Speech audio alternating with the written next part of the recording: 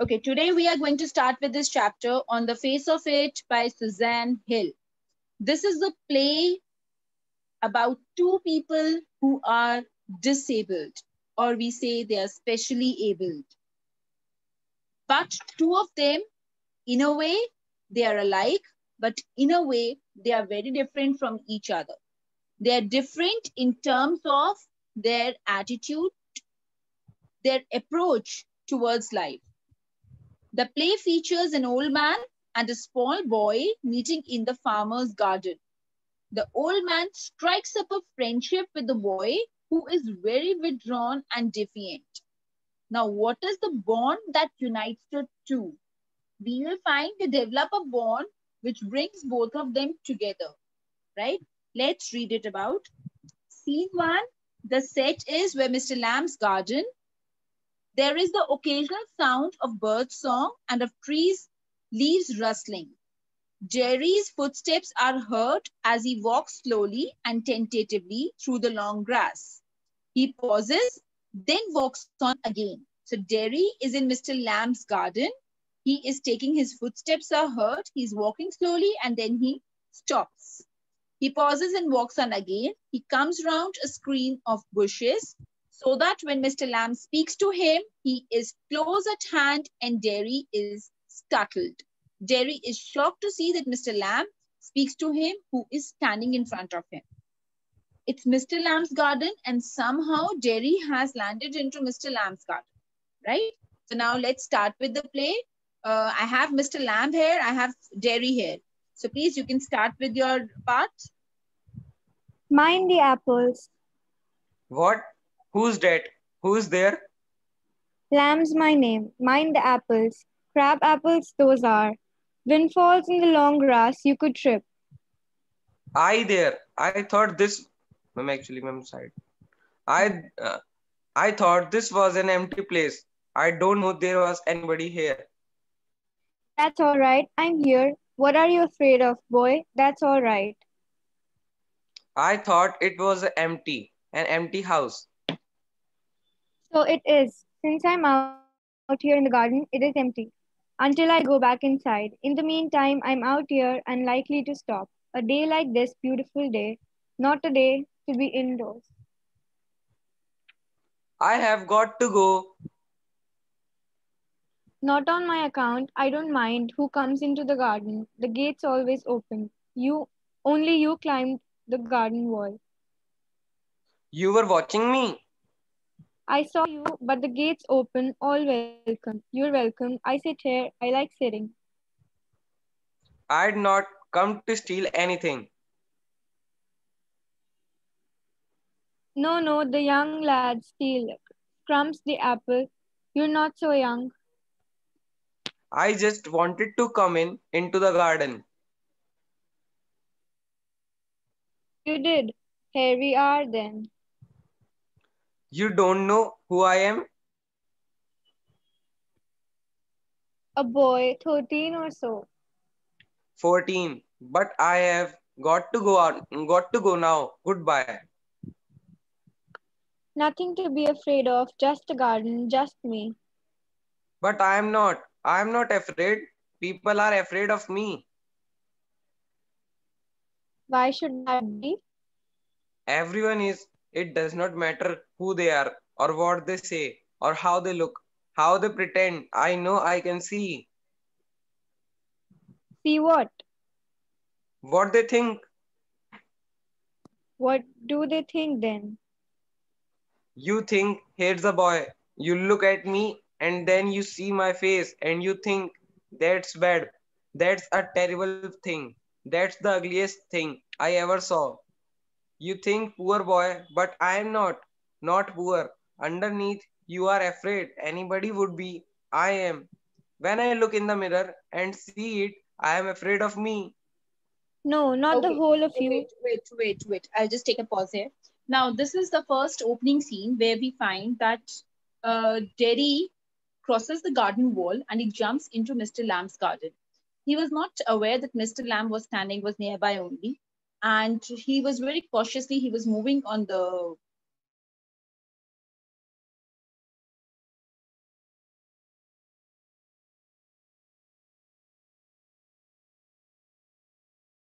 he has jumped the garden wall and he has entered into somebody's property. But we find that Mr. Lamb is not, he is very startled, but Mr. Lamb is not at all that aggressive man who would shout at him or who would call the police or who would hand him over to the people or who would scold him that why you have entered into my house.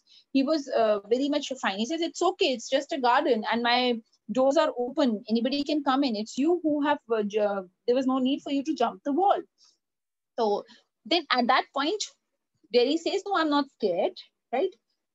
And then the conversation starts. Now here he says, you don't know who am I. Jerry says, you do not know who am I. Still you are welcoming me into the garden. So Mr. Lamb says, you're a boy, 13 or so. Jerry on that said, no, I am a boy of 14 years, right? And he says, now I have got to go now. So Mr. Lamb just trying to making him comfortable. He says, it's okay, nothing to be afraid of. It's just a garden and you can stay here if you want to right now. That's not an issue at all. Jerry on this says, I'm not afraid. Why should I be? Jerry on this comes up with what actually he stores in his head and heart every time. He says, I am not afraid of anything. Rather, people are afraid of me. When they look at me, they give me that feeling that, wow, what a terrible look he has. What a disgusting look he has. And that's the ugliest thing that they see when they see me. They say that it's nothing. They call me a poor boy, but I'm not poor.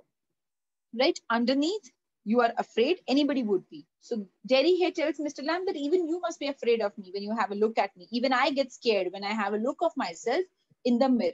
So basically, Jerry has a burnt face. Right? Because of the burnt face from one side, his face is completely burnt and you can understand how a burnt face looks like. It becomes with the skin is wrinkled. It has those scars on the face, right? And obviously it gives that scary look, right? So Jerry says that even you must be thinking about it, that how ugly I look, because even I myself, I get scared when I have a look at myself in the mirror. Now, let's continue. Let's find out what Mr. Lamb replies on this. No, not the whole of you. Not of you. Yes. Later on, when it is a bit cooler, I'll get the ladder and a stick and pull down those crab apples. They're ripe for it. I make jelly. It's a good time of year, September. Look at them, orange and golden. That's magic fruit, I often say. But it's best picked and made into jelly. You could give me a hand. What have you changed the subject for? People always do that. Why don't you ask me? Why do you is not it is not there? In case I see you looking and mind and get upset, I will tell you don't ask me because you are afraid to. You want me to ask? Say so then. I don't like being with people, any people.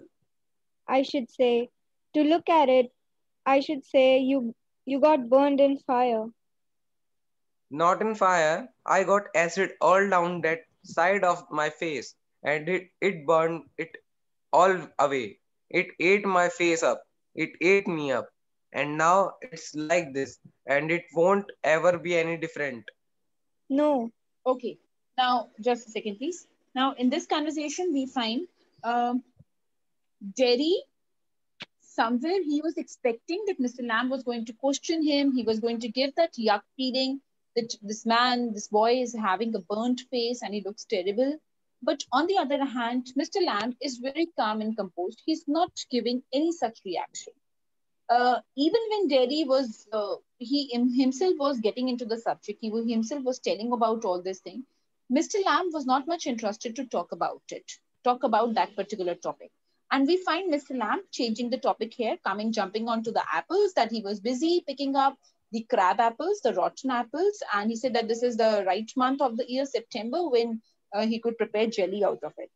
Jerry easily picks it up that Mr. Lamb was changing the topic and he says that why are you pretending? It's okay.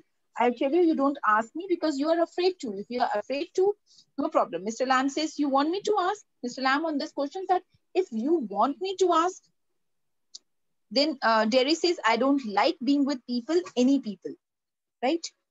So Mr. Lamb says, I think you have got this thing on your face because perhaps you got burnt. So on this, Derry is informing that there was an acid fell upon him, and because of which it ate up the entire skin, and his entire skin is burnt, and it cannot be different. We all know, we have seen nowadays, there's so many movies and so many serials, and actually incidents, real life incidents are also there, which you might have heard and read about in the newspaper about the acid attacks. So the person whose face is burnt because of an acid, it cannot be, no matter what surgery the person can undergo, but still the skin doesn't comes to its original position, and the original face cut is not there, right? So he says that it cannot be corrected. My face is this way only, and it will continue to be in the same manner. Please continue. No, Aren't you interested? you're a boy who came into the garden. Plenty do. I'm interested in anybody, anything. There's nothing God made that doesn't interest me. Look over there, over beside the far wall. What can you see? Rubbish. Rubbish? Look, boy, look. What do you see? Just grass and stuff. Weeds. Some call them weeds, if you like. Then a weed garden that there's fruit and there are flower and trees and herbs, all sorts. But over there, weeds. I grow weeds there. Why is one green growing plant called a weed and another flower? Where's the difference? It's all life, growing, same as you and me. We were not the same. I'm old, you're young, you've got a burned face, I've got a thin leg. Not important. You're standing there, I'm sitting here. Where's the difference? Why have you got a tin leg? Real one got blown off years back. Lamby lamb, some kids say. Haven't you heard them? You will. Lamby lamb, it fits, doesn't trouble me. But you can put on trousers and cover it up and do whatever you want. Why have you got a tin leg?